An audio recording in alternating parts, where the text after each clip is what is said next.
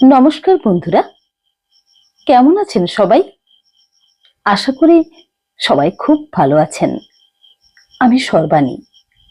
আমার বই পড়ুন বইকে ভালোবাসুন চ্যানেলের আজকের নিবেদন আমি পদ্মজা উপন্যাসের পর্ব 40। শুনতে থাকুন। আমি পদ্মজা। চাঁদের রূপালী আলো মাথার উপর ঝুলছে। চারিদিকে ভয়াবহ নিস্তব্ধতা। জোনাকির আলো নিভে গেছে, থেমে গেছে পেঁচার ডাক। এই নীরবতার মধ্যেও বাতাসে ভেসে বেড়াচ্ছে একটা অশুভ আহ্বান। গাছের ঘন পাতার আড়ালে লুকিয়ে থাকা নিশাচর পাখিরা স্তব্ধ হয়ে তাকিয়ে আছে। তাদের চোখে ফুটে উঠেছে অজানা আতঙ্ক। তারা দেখছে পদ্মজার আগমন। প্রতিটি পদক্ষেপে যেন বজ্র আছড়ে পড়ছে। প্রতিটি মুহূর্তে প্রলয়ের পূর্বাভাস। পদ্মজার পরনে সাদা শাড়ি, জ্যোৎস্নার চেয়েও উজ্জ্বল। সেই আলো নিশাচরেদের চোখ ধাঁধিয়ে দিচ্ছে। তার এক হাতে রামদা, অন্য হাতে দড়ি। দড়িতে বাঁধা তিনটে নেড়ি কুকুর হঠাৎ করে চিৎকার করে উঠল। সেই শব্দে ভীত পাখিরা পাতা থেকে পাতায় উড়ে গেল। তাদের এই চাঞ্চল্যে নড়ে উঠল গাছের ডালপালা। পদ্মজা আর তার সঙ্গী কুকুরগুলো আর চোখে ওপরে তাকালো। চার জোড়া চোখ জ্বলজ্বল করছে অন্ধকারে। কুকুরদের চোখের চেয়েও ভয়ঙ্কর পদ্মজার দৃষ্টি। তার চোখে দাবানলের আগুন, যা এক নিমেষে সবকিছু ছাই করে দিতে পারে। ধীরে ধীরে পদ্মজা এগিয়ে গেল একটা পুকুরের দিকে। পুকুরের জল কালো, যেন কালি ঢেলে দেওয়া হয়েছে। দূরে দাঁড়িয়ে আছে কয়েকটি প্রাচীন রেইন ট্রি, যাদের বয়স শতাব্দীর কাছাকাছি। এই গাছগুলোর সঙ্গে বাঁধা অবস্থায় ঘুমিয়ে আছে মজিদ, খলিল, আমির, রিদওয়ান ও আসমানি। নিঃশব্দে পাশ থেকে একটা চৌকি টেনে আনলো পদ্মজা। তারপর কোনো অদৃশ্য শক্তির টানে সেই চৌকিতে এমন এক অদ্ভুত ভঙ্গিমায় বসলো, যেন সে এই পৃথিবীর রানী।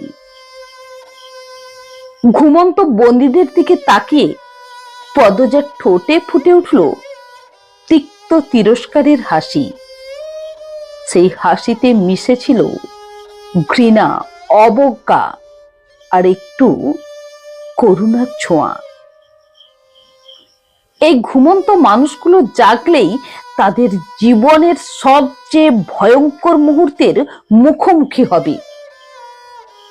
যখন আমির আর তার সঙ্গীরা চোখ খুলবে, তখন তাদের চেতনায় আঘাত হানবে নিষ্ঠুর বাস্তবতা, নিজেদের অসহায় অবস্থা, গাছের সঙ্গে বাঁধা দেহ আর সামনে দাঁড়িয়ে থাকা সেই ভয়ঙ্কর দৃশ্য।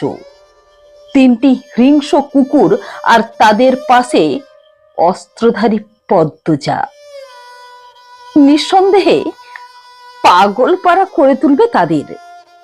মনে হবে যেন এক দুঃস্বপ্নের মধ্যে ঢুকে পড়েছে। প্রথমে বিভ্রম, তারপর বিস্ময়, আর শেষে আতঙ্ক। এই তিন অনুভূতি একসঙ্গে আছড়ে পড়বে তাদের মনে। চোখে ফুটে উঠবে হতাশা আর অসহায়ত্বের ছায়া। কারণ তারা বুঝতে পারবে যে এখন তাদের ভাগ্য নির্ভর করছে এই রহস্যময় নারীর ইচ্ছার উপর। কয়েক ঘন্টা আগের কথা। পদ্মজা তখন রান্নাঘরে ব্যস্ত। লতিফাকে পাঠিয়েছে পানি আনতে। কলতলায় পৌঁছে লতিফা দেখল আমির আলোকঘরে ঢুকছে। কলসি নামিয়ে রেখে সে আমিরের দিকে এগোতে থাকলো। দু পা যেতে না যেতেই থমকে দাঁড়ালো কোনো অদৃশ্য বাধায়। 3 দিন আগে পদ্মজা নূরজাহানের ঘর থেকে ঘুমের ওষুধ জোগাড় করেছিল। আজ রাতের খাবারে সেই ওষুধ মেশানো হবে।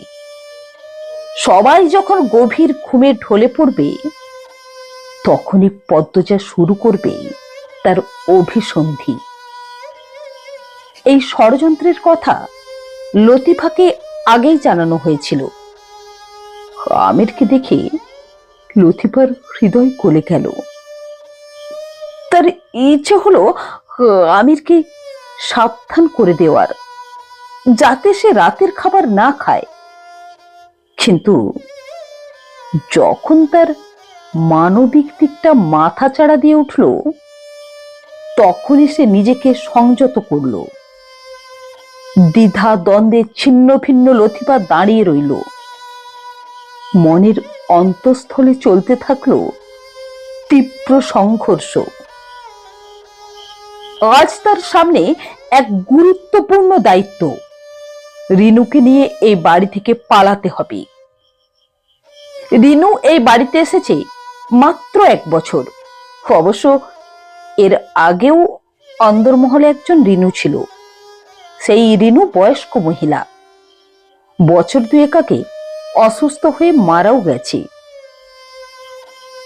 নিজের অতীত মনে করে বিতৃষ্ণায় ভরে উঠল লতিফার মন। এতিম লতিফা ছোটবেলায় এই বাড়িতে আসার পর থেকে শুরু হয় তার দুঃখের পালা। প্রথমে মজিদ ও খলিলের হাতে পড়ে যৌন হায়রানির শিকার হতে হয় তাকে। ফরিনাকে যখন সে সব খুলে বলেছিল তখন আমির তা শুনে ফেলল। আমিরের মানবিকতায় লতিফা কিছুটা স্বস্তি পায়। আমির তার বাপ চাচাকে লতিফাকে নির্যাতন করতে বারণ করে। সে চায় তার মায়ের সেবাদাসীরা নিরাপদে থাকুক। কিছুদিন শান্তিতে কাটলেও 15 বছর বয়সে লতিফার জীবনে আবার নেমে এলো কালো মেঘ। এবার রিদওয়ানের দ্বারা সে ধর্ষিতা হয়। এই ঘটনার পর লতিফা পালাতে চেয়েছিল, কিন্তু অসহায় এতিম মেয়ের কোথাও যাওয়ার জায়গা ছিল না। দরজা বন্ধ করে দিনের পর দিন কাঁদল সে। তারপর আবার শুরু হলো মজিদ ও খলিলের অত্যাচার। জীবনের প্রতি ঘৃণায় ভরে ওঠে লতিফার মন। পালানোর কোনো উপায় না থাকায় একসময় সে নিয়তিকে মেনে নেয়। ধীরে ধীরে সে অন্দরমহল ও পাতালপুরীর বিশ্বস্ত সহযোগী হয়ে ওঠে। গত 4 বছর ধরে মজিদ, খলিল আর রিদওয়ানের অত্যাচার থেকে লতিফা মুক্ত। এর পেছনেও গল্প আছে।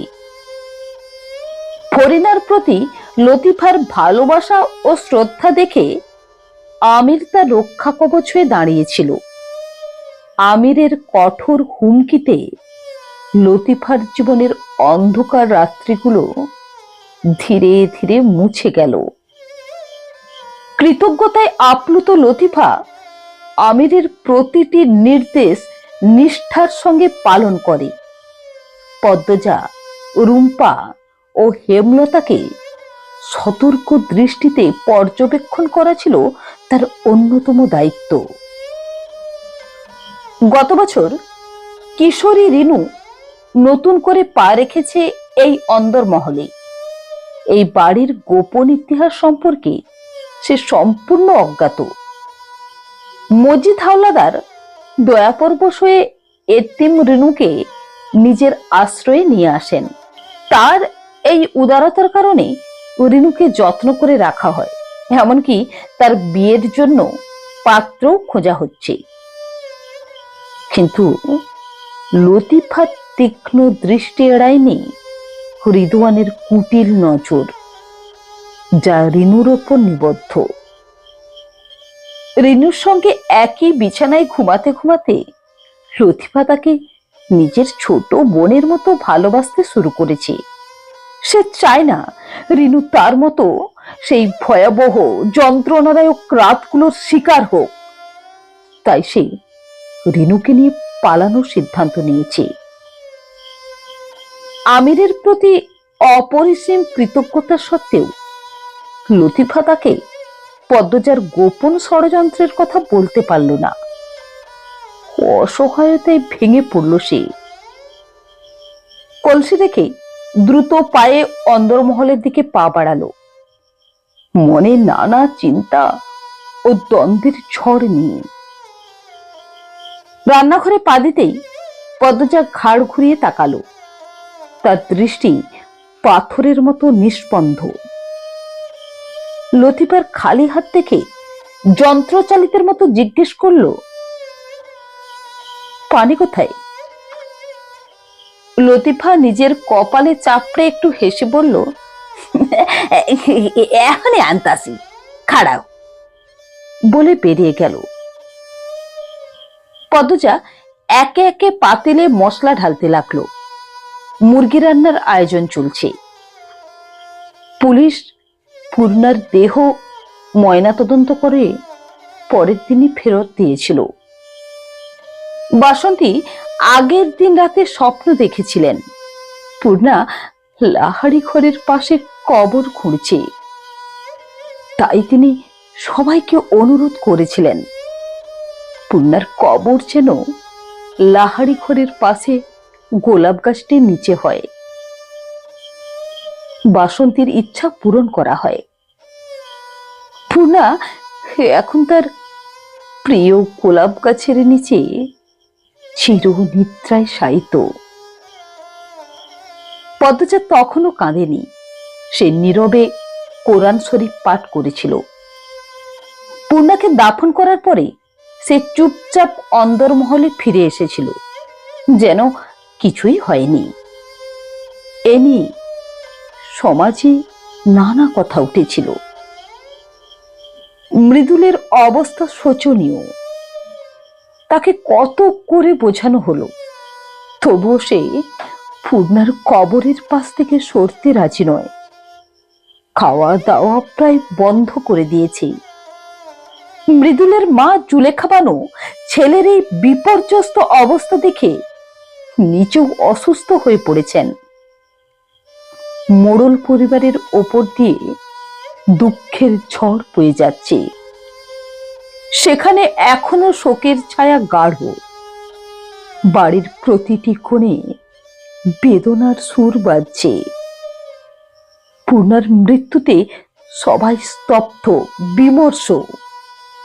মৃদুলের আচরণ তাদের শোককে আরো গভীর করে তুলেছে। লতিফা হাঁপাতে হাঁপাতে কলসি নিয়ে এসে মেঝেতে নামিয়ে বলল, লাও পানি। আগের মতোই নির্লিপ্ত কণ্ঠে জিজ্ঞেস করলো পদ্মজা, আমি যা যা আনতে বলেছিলাম সব আনা হয়েছে? হ, আনছি। রিনু ব্যাগ গুছিয়েছে? হ, গুছাইছে। রিনুকে ডাক দাও, পদ্মজা নির্দেশ দিল। লতিফা রান্নাঘর থেকে উচ্চস্বরে ডাকলো, রিনু রে, ওই রিনু। রিনু কাছাকাছি ছিল। সে দ্রুত পায়ে এসে বলল, হ আপা। পদ্মজা বলল, আজ রাতে লতিফার সঙ্গে বেরিয়ে পড়বি। পথে একদম ভয় পাবি না। আমি লুতুবুবুকে কিছু টাকা আর একটা ঠিকানা দিয়েছি। আল্লাহ তোদের সঙ্গেই আছেন। পথে আল্লাহকে বেশি বেশি স্মরণ করবি। রিনু ভয়ে ভয়ে মাথা নাড়ল। তার চোখে উদ্বেগ ও অনিশ্চয়তা। লতিফা উদ্বিগ্ন কণ্ঠে পদ্মজাকে জিজ্ঞেস করল, তোমারই ওর যদি কিছু করে? পদ্মজা জবাব দিল না। লতিফা উত্তরের আশায় তাকিয়ে রইল। অনেকক্ষণ পর পদ্মজা বলল, আমার ঘর থেকে কাপড়ের ব্যাগটা নিয়ে পুকুর পাড়ের আশেপাশে কোথাও রেখে এসো। এখন আর একটু পেঁয়াজ আর রসুন বাটো। রাই খাইছি, সব কাম শেষ। গোয়াল ঘরের পেছনে 3টা কুত্তা বান্ধা আছে, চিল্লাইছে অনেকক্ষণ। খাওয়ার দিচ্ছি, এরপরে থামছে। আর ওই যে আলমারিটার পেছনে একটা বয়াম আছে, ওইটার ভিতরে রেনু বেশ পেঁপড়া ভরছে। এইটাও একটু পরে রাই খামনে। মরে যাবে না? পদ্মজা জিজ্ঞেস করলো। না, বয়ামের মুখ কাপড় দিয়ে বাইন্ধা রাখছি, ভেতরে মাটিও আছে, রিনু জবাব দিল। পদ্মজা, লতিফা আর রিনু 3জনে মিলে রান্না বান্না শেষ করলো। আমিনা সদর ঘরে আলোকে নিয়ে খেলছেন। তার জীবন আলোতে সীমাবদ্ধ, আর কিছুর পরোয়া করেন না। আগে ঘরের ব্যাপারে হলেও কথা বলতেন, এখন সেটাও বন্ধ। সারা দিন আলোর সঙ্গে কথা বলেন, মনের ব্যথা আলোকে শোনান। আলো কিছু বোঝে না, শুধু হাসে। আলোর হাসিটাই আমিনার সঙ্গী। রিনু রান্নাঘর থেকে বেরিয়ে গিয়েছিল। কিছুক্ষণের মধ্যেই সে দ্রুত ফিরে এলো। পদ্মজাকে জানালো, রিদওয়ান ভাইজান আইতেছে, লোকে একটা সেরি, এর নামই আসমানি। পদ্মজার হাত থমকে গেল। তাহলে সেই নারী এসেছে যে পূর্ণাকে হত্যা করতে সহায়তা করেছিল? এসে ভালোই করলো। অস্বস্তিতে এক হাত দিয়ে অন্য হাত চুলকাতে লাগলো রিনু। সে আগে রিদওয়ানকে ভয় পেত, এখন নাম শুনলেই কাঁপুনি শুরু হয়। তার অস্বস্তি ও ভয় লক্ষ্য করে লতিফা বলল, রিনু ঘরে যা, দরজাটা লাগিয়ে দিবি। লতিফার কথা শেষ হওয়ার আগেই রিনু দ্রুত ঘরের দিকে পালিয়ে গেল। সদর ঘরে প্রবেশ করে আসমানিকে জিজ্ঞেস করলো রিদওয়ান, তুমি কি আমার সঙ্গে থাকবে নাকি অন্য ঘর নেবে? রিদওয়ানকে দেখা মাত্রই আমিনা আলোকে কোলে নিয়ে নিঃশব্দে ঘরে চলে গেলেন।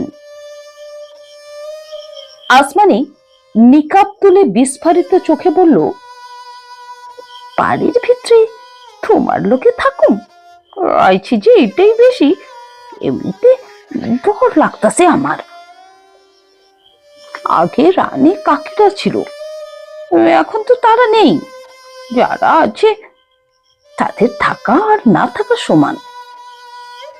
আসমানি সতর্ক দৃষ্টিতে চারপাশ নিরীক্ষণ করে জিজ্ঞেস করলো, পদ্মজা কই? মেয়েটার চোখ মুখের ভাব দেখে রিদওয়ান দাঁত বের করে হাসলো, বলল, বউ পাগল হয়ে গেছে, তার মাথা ঠিক নেই, ভয় পাওয়ার কিছু নেই।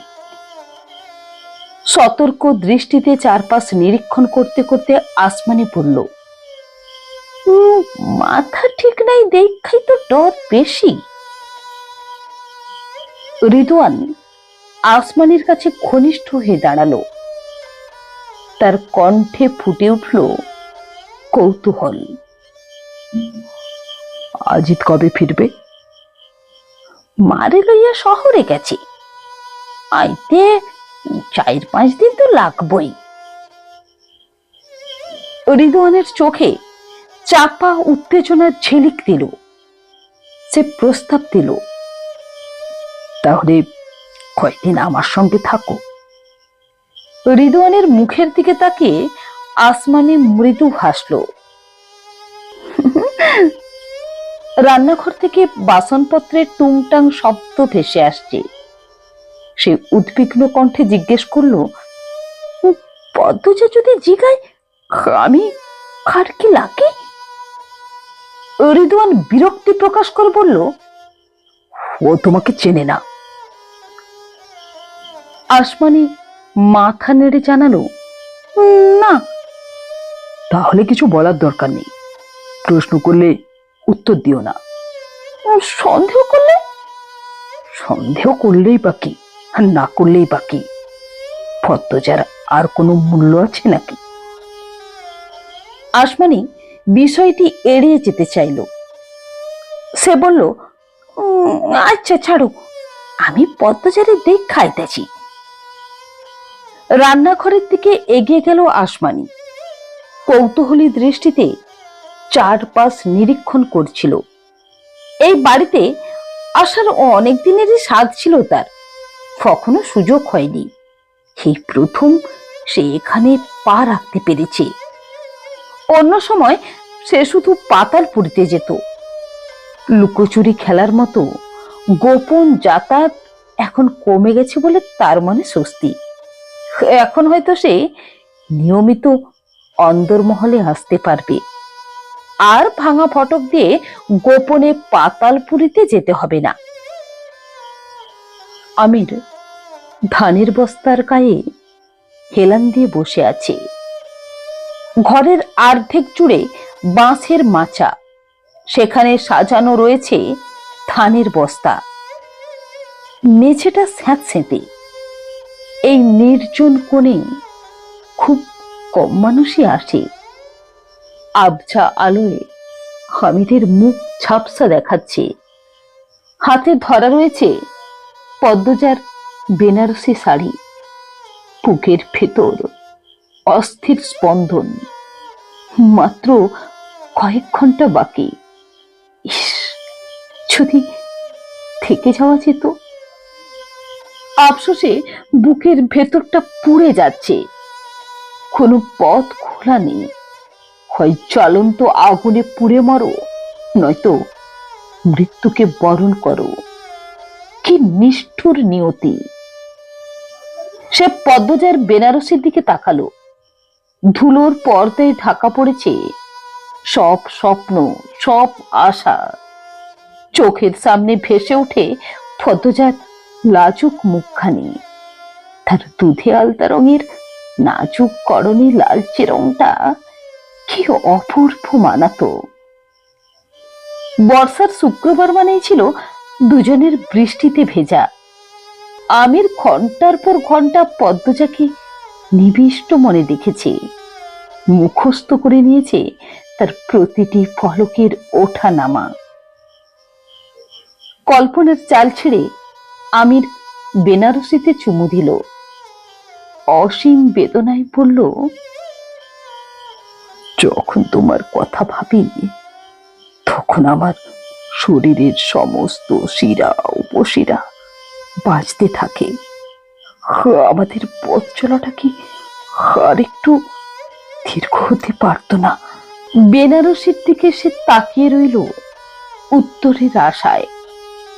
ঠোঁট দুটি শিশুর মতো কাঁপছে। ভেজা গলায় আমির আবার বলল,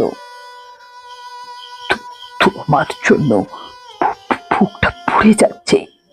তোমার ছোঁয়ার সাথী, দেখার সাথী কেন নেই আমার? বেনারসি নীরব, নিষ্প্রাণ। আমির চোখ বুজে বস্তায় হেলান দিল। গত কয়েকদিনে পদ্মজার উচ্চারিত প্রতিটি শব্দ বাজতে লাগলো তার কানে। একবার, শুধু একবারের জন্য নিজের মা বোনকে ওই মেয়েদের জায়গায় কল্পনা করুন। একবার আমাকে ওদের জায়গায় ভেবে দেখুন। কথাগুলো কানে বাজতেই চোখের পর্দায় ভেসে উঠল পদ্মজার নগ্ন শরীর। শরীর জুড়ে ছড়িয়ে আছে কালশিটে দাগ। একটা ছায়ামূর্তি পদ্মজার শরীরে চাবুক মারছে। পদ্মজা চিৎকার করার শক্তিটুকু হারিয়ে ফেলেছে, শুধু জবাই করা গরুর মতো গোগাচ্ছে। আমির সেই ছায়ার গলা চেপে ধরতে হাত বাড়ালো, কিন্তু এ কি, ছায়াটাকে ছোঁয়া যাচ্ছে না। সে দ্রুত চোখ খুলে ফেলল। তার মুখ থেকে অস্পষ্ট শব্দ বেরিয়ে এলো, পদ্মজা। তড়িঘড়ি করে উঠে দাঁড়ালো সে। বুকের ভেতর যেন আগুন ধরে গেছে, অন্তরাত্মা ছাই হয়ে যাচ্ছে। শরীর থেকে যেন ধোঁয়া নির্গত হচ্ছে। যে শার্ট খুলে ছুঁড়ে ফেলল দূরে। কপালে জমেছে বিন্দু বিন্দু ঘাম। শরীরের রক্ত শিরায় শুরু হয়েছে উত্তাল নাচ। এই অসহনীয় যন্ত্রণা আমির আর সহ্য করতে পারছে না। সেই দুই হাতে নিজের চুল আঁকড়ে ধরল। বিগত দিনগুলো আমির শুধু নিদারুণ যন্ত্রণায় নিমজ্জিত ছিল। চোখ দুটো বিভ্রান্ত দৃশ্য দেখছে। মস্তিষ্কের প্রতিটি কোষ উদ্ভট চিন্তায় আচ্ছন্ন। পদ্মজা, পদ্মজা, পদ্মজা। কি নামে, কি এমন জাদু লুকিয়ে আছে? এই একটা নাম তাকে সর্বশান্ত করে দিয়েছে। প্রতিটি নিঃশ্বাস প্রশ্বাসকে বিষাক্ত করে তুলেছে। দেয়ালে হাত রেখে নিজেকে সামলানোর চেষ্টা করলো। একটা ঝড় তাণ্ডব চলছে তার ভেতরে। প্রতিটি মুহূর্ত তাকে যেন পদ্মজার কথা স্মরণ করিয়ে দিচ্ছে। আর সেই স্মৃতি তীব্র শুলের মতো বিঁধছে হৃদয়ে। দিনের কর্মব্যস্ততায় ক্লান্ত মজিদ আলসে ভঙ্গিতে বৈঠকখানায় এসে বসলেন। ঘরটা আলো বাতাসে ভরপুর। মজিদকে আসতে দেখে লতিফা তৎপর হয়ে উঠল। দ্রুত পায়ে রান্নাঘর থেকে এক গ্লাস ঠান্ডা শরবত এবং পান সুপারি নিয়ে এলো সে। রিদওয়ান ও খলিল এসে মজিদের সামনে বসল। মজিদ তৃষ্ণার্ত কণ্ঠে শরবত পান করে লতিফার দিকে তাকিয়ে জিজ্ঞেস করলেন, পদ্মজা কি কথা বলতে শুরু করছে? লতিফা বিনীতভাবে উত্তর দিল, হ্যাঁ, কইতাছে। রিদওয়ান তখন লতিফাকে উদ্দেশ্য করে বলল, যে মেয়েটি আসছে তাকে ভালোভাবে দেখে রাখবি, তার যত্ন নিবি। লতিফা বাধ্য মেয়ের মতো মাথা নেড়ে সম্মতি জানিয়ে বলল, আচ্ছা ভাইজান, এইটা দেখে রাখো। তারপর শরবতের খালি গ্লাস হাতে নিয়ে নীরবে ঘর ছেড়ে বেরিয়ে গেল। মজিদ হাওলাদারের শরীর মন অবসন্নতায় ভারাক্রান্ত। সারা দিনের অবিরাম দৌড়ঝাঁপে তিনি এখন চরম ক্লান্তিতে ডুবে আছেন। রিদওয়ানের ফুলের তীর মগার দিকে ঘুরে গেছে। হঠাৎ মগা হাওয়ায় মিলিয়ে গেছে। বাড়িতে তার কোনো হদিশ নেই। আর এই অদৃষ্ট হওয়ার আগে তাকে শেষবার দেখা গিয়েছিল পূর্ণার সঙ্গে। সবার সাক্ষ্যের ভিত্তিতে প্রথম দৃষ্টিতেই মগাই এখন সম্ভাব্য খুনি বলে চিহ্নিত হয়েছে। পুলিশ হাওলাদার বাড়ির দারোয়ানকে খুঁজে বেড়াচ্ছে। পুলিশের আগমনের সংবাদ পেয়ে রিদওয়ান দারোয়ান মুত্তালিবকে হত্যা করেছে। ফলে পুলিশের হাতে মুত্তালিব ধরা পড়েননি। মজিদ হাওলাদার পুলিশকে জানিয়েছেন, তার ধারণা দারোয়ান ও মগা পূর্ব পরিকল্পনা অনুযায়ী পূর্ণাকে প্রথমে ধর্ষণ করেছে, পরে নৃশংসভাবে হত্যা করেছে। এই তথ্যের ভিত্তিতে পুলিশ এখন দুই সন্দেহভাজন দারোয়ান মুত্তালিব ও মগার সন্ধানে ব্যাপক তৎপরতা চালাচ্ছে। মজিদের দিকে তাকিয়ে গম্ভীর স্বরে খলিল জিজ্ঞেস করলেন, ভাই, এখন কি ঠিক হইতাছে? কে? মজিদের কণ্ঠস্বর নিরাসক্ত। তিনি কোনো গভীর চিন্তায় মগ্ন। রিদওয়ানের ভ্রুকুটি কুঞ্চিত হয়ে উঠল। সে উদ্বিগ্ন স্বরে বলল, এমন একটা সংকটময় মুহূর্তে আমরা ভোজসভার আয়োজন করছি, এটা কি যুক্তিসঙ্গত হচ্ছে? মজিদ হাওলাদার নীরব রইলেন। তিনিও এই বিষয়টি নিয়ে গভীরভাবে ভেবেছিলেন। প্রতিটি অভিযানের শেষে নারী পাচারের সঙ্গে জড়িত সবাইকে নিয়ে একটা ভোজ সভার আয়োজন করা হয়। এর মূল উদ্দেশ্য সবাইকে এক সূত্রে বাঁধা, একটা অদৃশ্য বন্ধনে আবদ্ধ করা। এই আসরের স্থান নির্বাচিত হয় হাওলাদার বাড়ির পুকুর পাড়ে, যা পারিবারিক আবাসস্থল থেকে যথেষ্ট দূরে অবস্থিত। বাড়ির মহিলারা এটাকে শুধু একটা ব্যবসায়িক বৈঠক বলেই জানে। পুকুর পাড়ের নির্জন পরিবেশে ভোজসভার আয়োজন করা হয় অত্যন্ত সাবধানতার সঙ্গে। প্রথমে মাটিতে বিছানো হয় বড় বড় পাটি, যা হাতে বোনা এবং স্থানীয় কারিগরদের তৈরি। এই পাটিগুলো রঙিন সুতা দিয়ে বোনা, যা আসরকে একটা উৎসবের আমেজ দেয়। পাটির ওপর বিছানো হয় সাদা চাদর। চাদরের উপর সাজানো হয় রঙিন গদি, যাতে অতিথিরা আরামে বসতে পারে।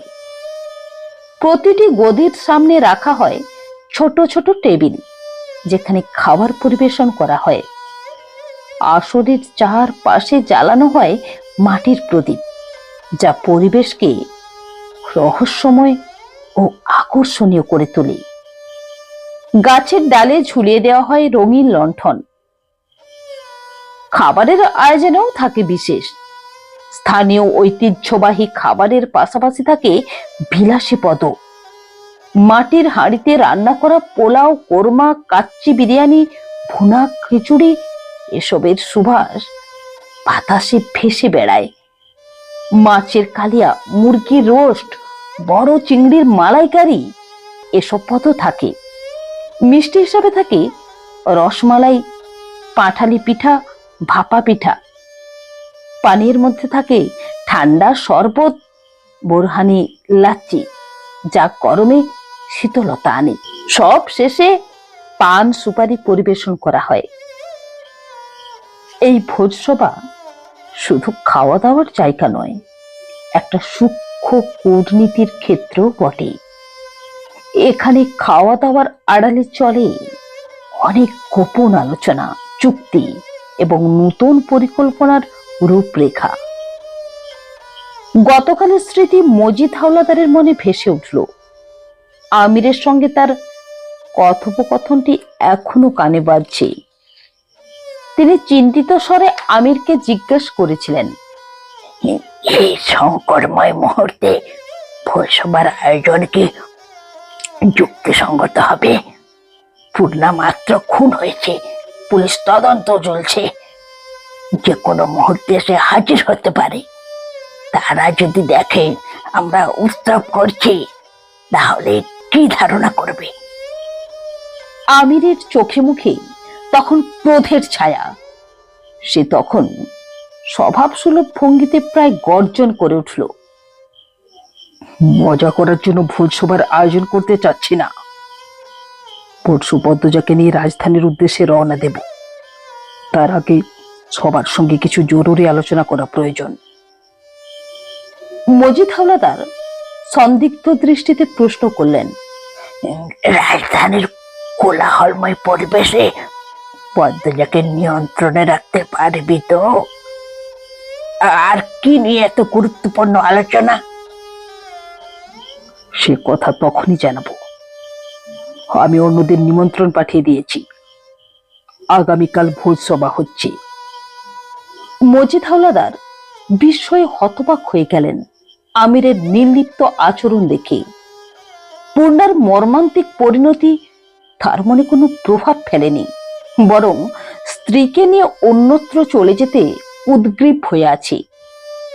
কি এমন গুরুত্বপূর্ণ বিষয় নিয়ে সে সবার সঙ্গে আলোচনা করতে চায়? কেন দলের অন্য সদস্যদেরও সভায় আমন্ত্রণ জানিয়েছে? মজিদ হাওলাদারের মনে নানা প্রশ্ন ঘুরপাক খাচ্ছে।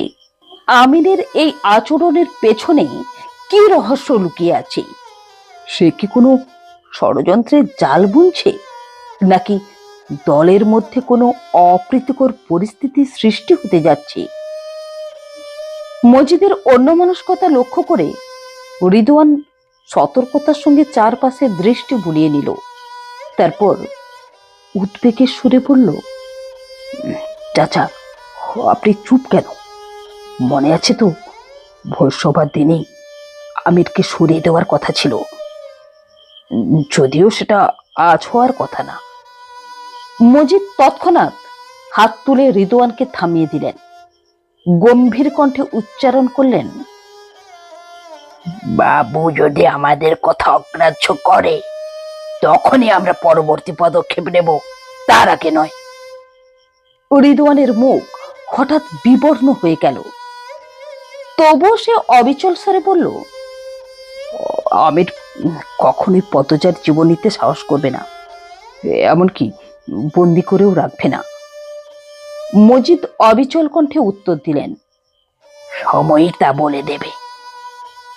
রিদওয়ান এবার খলিলের দিকে তাকালো, তারপর অস্থির হয়ে মজিদকে বলল, আমিরের কারণে আমাদের না ক্ষতি হয়ে যায়? মজিদ তখন খলিলকে নির্দেশ দিলেন, একটু দেখতো আশেপাশে কেউ আছে কিনা, ঘরগুলো একবার তন্ন তন্ন করে খুঁজে দেখবি। ঠিক সেই মুহূর্তে আমির বাইরে যাওয়ার উপক্রম করছিল।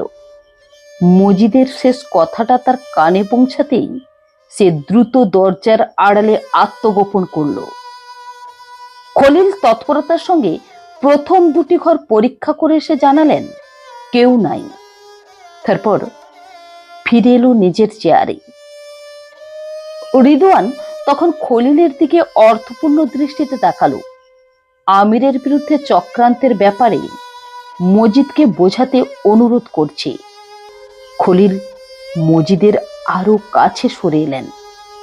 তার কণ্ঠস্বরে উদ্বেগের সুর, ভাই, রিদু ইচ্ছা কইতাছে না, বাবুর উপরে আর ভরসা রাখানো যায় না। রিদওয়ানের দিকে তীক্ষ্ণ দৃষ্টি নিক্ষেপ করে মজিদ জিজ্ঞেস করলেন, বাবু আমাদের সরিয়ে দিয়ে পদ্মজাকে নিয়ে সুখে সংসার পাতবে? তৎক্ষণাৎ উত্তেজিত স্বরে বলল রিদওয়ান, এটা কি অসম্ভব কাকা? আলমগীর ভাই যা করেছিল তাকে আপনি ভুলে গেছেন? নিরাসক্ত কণ্ঠে খলিলকে উদ্দেশ্য করে বললেন মজিদ, খলিল, তোর ছেলের বুদ্ধি এখনো হাঁটুতে। রিদওয়ান ক্রোধে অধীর হয়ে উঠে দাঁড়ালো। মজিদ শান্ত স্বরে বললেন, আমার পাশে বস, তোর মাথায় কিছু গুরুত্বপূর্ণ তথ্য ঢুকিয়ে দিতে হবে। রিদওয়ান অনিচ্ছা সত্ত্বেও আবার বসল। মজিদ ধীর স্থির কণ্ঠে বলতে শুরু করলেন, মন দিয়ে শোন, আলমগীর আর বাবুর মধ্যে আকাশ পাতাল তফাৎ। পাতালপুরীর রীতি যদিও পূর্বপুরুষদের থেকে পেয়েছি, কিন্তু এই নারী পাচার চক্রের জন্ম দিয়েছে বাবু। এই সংগঠনে আলমগীর, তুই, আমি, খলিল, আমরা সবাই বাবুর দলের ক্ষুদ্র অংশ মাত্র। যে এই চক্রের সূচনা করেছে সেই হলো আসল নেতা। মজিদ একটু থেমে আবার শুরু করলেন, গত সপ্তাহে বাবু রাজধানী থেকে একটা খাম নিয়ে এসেছে। সেই খামে চিঠিতে স্পষ্ট অক্ষরে লেখা আছে, 6 মাস পরে বাবু নিজের দায়িত্বে 16 জন তরুণীকে সিঙ্গাপুরে পাঠাবে। সাধনার সঙ্গে 3 মাস আগে থেকে চুক্তিবদ্ধ বাবু, চিঠিতেও স্বাক্ষরও আছে। রিদওয়ান বিস্মিত কণ্ঠে বলল, আমি চিঠি পড়েছি, কিন্তু টাকার কি হলো? আমাদের তো কিছু দেয়নি। মজিদের কপালে বিরক্তির রেখা ফুটে উঠল। কথার মাঝে বাধা তিনি একেবারেই পছন্দ করেন না। রুক্ষ স্বরে বললেন, আমার কথা শেষ হতে দে, মাঝখানে একদম কথা বলবি না। রিদওয়ান নীরবে মাথা নাড়ালো সম্মতি জানিয়ে। মজিদ তখন বলতে শুরু করলেন, এবার ভেবে দেখ, বাবু যদি তার প্রতিশ্রুতি ভঙ্গ করে, তার পরিণতি কি হতে পারে? তুই কি জানিস কত বিদেশি লোকের সঙ্গে বাবু কাজ করছে? ও একটা বিশাল জালের অংশ। এই জাল শুধু আমাদের দেশেই নয়, সীমানা ছাড়িয়ে বিদেশেও ছড়িয়ে আছে। বাবু প্রত্যেকের বিরুদ্ধে কিছু না কিছু প্রমাণ জমিয়ে রেখেছে। এটাই ওর শক্তি, আবার এটাই ওর দুর্বলতা। কমপক্ষে 8-9 জন প্রভাবশালী রাজনৈতিক নেতার সঙ্গে বাবুর ঘনিষ্ঠ সম্পর্ক রয়েছে। এমনকি বাণিজ্য মন্ত্রীও এই চক্রের সঙ্গে যুক্ত, আর বাবুর সঙ্গে তার যোগাযোগও আছে। যদি জানতে পারেন যে বাবু পালিয়েছে, কি মনে করিস তিনি চুপ করে থাকবেন? কখনোই না। ওরা বাবুকে ছাড়বে না, সব ধরনের ব্যবস্থা নেবে। নিজেদের সম্মানহানি আর সত্য প্রকাশিত হওয়ার ভয়ে ওরা চরম পদক্ষেপ নিতে পারে। মজিদের কণ্ঠে সন্তুষ্টির সুর ফুটে উঠল। শুধু বাবু নয়, ভক্তদের ক্ষতিও হবে। মেয়েটার সৌন্দর্য তার জন্য অভিশাপ হয়ে দাঁড়াতে পারে। বাবুর সামনেই পদ্মদের মর্যাদা হানির সম্ভাবনাও আছে। আরো অনেক প্রভাবশালী ব্যক্তি এই অপকর্মের সঙ্গে জড়িত। যতদিন বাবু এই কাজে থাকবে, ততদিন নিরাপদ থাকবে। কিন্তু একবার ছাড়তে চাইলেই বিপদ। তোর মতো সরল বুদ্ধি নয় বাবুর। যাই করুক, পালিয়ে যাওয়ার মতো বোকামি করবে না, এতটা নির্বোধও নয়। মজিদ গভীর নিঃশ্বাস ফেলে বললেন, যদি সত্যি বাবু পত্রটাকে ভালোবাসে, তবে কখনোই পালানোর কথা ভাববে না। এই চক্রের সব সদস্য একজোট। বাবু পালাতে চেষ্টা করলে একা পড়ে যাবে। সবাই মিলে ওকে খুঁজে বের করবে। শুধু দেশের মধ্যে হলে মানা যেত, কিন্তু বাবু তো আন্তর্জাতিক পর্যায়েও জড়িত। যদিও ধরা পড়ে, ফতোজাও নিরাপদ থাকবে না। আর একবার ধরা পড়লে মুহূর্তের মধ্যে মেয়েটা হয়ে যাবে ভোগের বস্তু। কিন্তু যদি আমির পালিয়ে না গিয়ে পুলিশের কাছে সব সত্যি বলে দেয়, তাহলে তো ও নিরাপদে থাকবে। আমরা সবাই তখন মহাবিপদে পড়ব। মজিদ হাওলাদার অবজ্ঞার হাসি হেসে রিদওয়ানের পিঠে হাত রাখলেন। তারপর বোঝানোর সুরে বললেন, আরে বোকা ছেলে, পুলিশ নিজেরাই এই চক্রের গোলাম। উচ্চ পদস্থ কর্মকর্তারাও এসব কালো কারবারে জড়িত। পুলিশ দিয়ে কোনো লাভ হবে না। তাছাড়া ধরলেও কয়জনকে ধরবে? বরং মাঝখান থেকে আমিরের ফাঁসি হবে। ও পুলিশের জালে জড়িয়ে পড়বে, ওকে কেউ রক্ষা করবে না। যত অপরাধ করেছে, কত মেয়েকে পাচার করেছে, কতজনকে খুন করেছে, এসবের জন্য ওর কোনো ক্ষমা নেই, ফাঁসি হবে। নিজের মৃত্যুকে নিজে ডেকে আনবে। তাছাড়া কিছু কিছু কাজ এমন হয় যে একবার সেই পথে পা দিলে আর ফেরার উপায় থাকে না। বাবু এখন ঠিক সেই ফাঁদে পা দিয়েছে।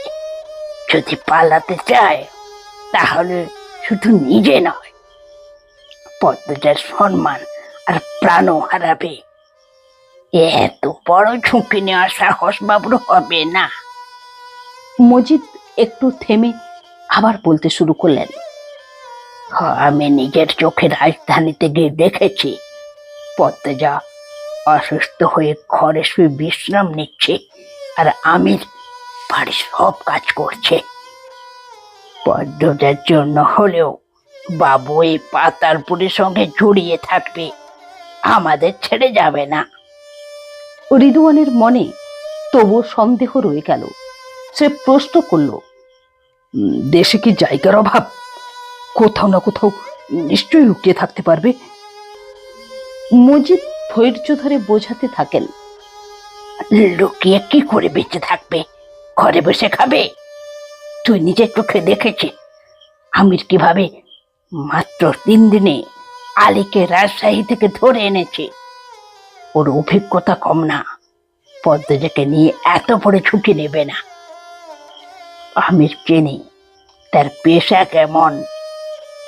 এতদিন অন্য মেয়েদের নির্যাতন করেছে, এখন একটা ভুল সিদ্ধান্ত নিলে নিজের বউকে নির্যাতিত হতে দেখবে। মজিদ থামলেন। তার ঠোঁটে বিদ্রুপের হাসি ফুটে উঠল। এত কথাতেও রিদওয়ানের মনে শান্তি এলো না। সে হাত তুলে বলল, ঠিক আছে, ধরে নিলাম আমির পালাবে না, কিন্তু পদ্মজার সম্মানহানির প্রতিশোধ নিতে আমাদের যে খুন করবে না, তার কি নিশ্চয়তা? মজিদ হাওলাদার এবার রেগে উঠলেন। গর্জন করে বললেন, বাবুর যখন এই কাজের সঙ্গে থাকতে হবে, তখন আমাদের খুন করে নিজের পায়ে নিজে কুড়োর মারবে কেন? খলিল, তোর এই ছেলেটাকে নিয়ে যা, তারপর গোয়াল ঘর থেকে একটু গোবর এনে ওর মুখে দিয়ে দে। অপমানে রিদওয়ানের মুখ কালো হয়ে গেল। আমিরের জায়গা দখল করার স্বপ্ন তার বারবার ধূলিসাৎ হচ্ছে। হতাশায় ভেঙে পড়া রিদওয়ান রাগে চেয়ারে লাথি মেরে সেখান থেকে চলে গেল। খলিল হঠাৎ প্রসঙ্গ পাল্টে গলার স্বর নামিয়ে বললেন, ভাইজান, হাসমারিরে আনন কি ঠিক কাম হইল? মজিদ হাওলাদার বিরক্তির সঙ্গে মাথা নেড়ে উত্তর দিলেন, একদমই না। রিদওয়ান আবার একটা মারাত্মক ভুল করেছে। বাড়িতে কেউ নেই বলে যথেচ্ছাচার করছে, আর বিপদে পড়লে যেন আমার পা চাটতে না আসে।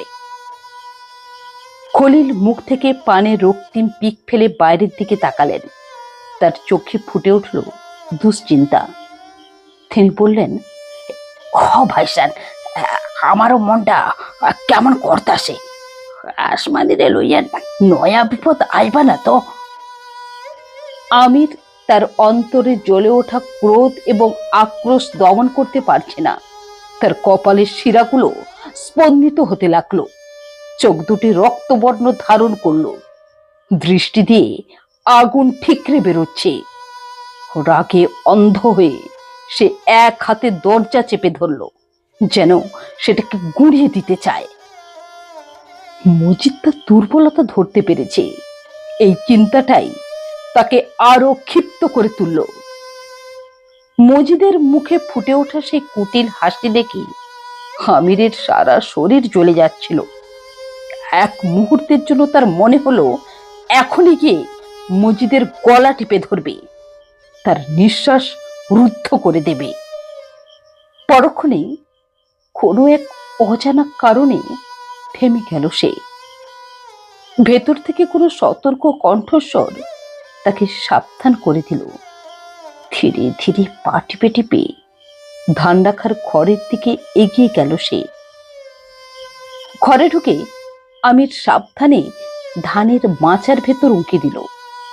তার চোখ খুঁজছিল অস্ত্র দুটিকে, চাপাতি আর রামদা।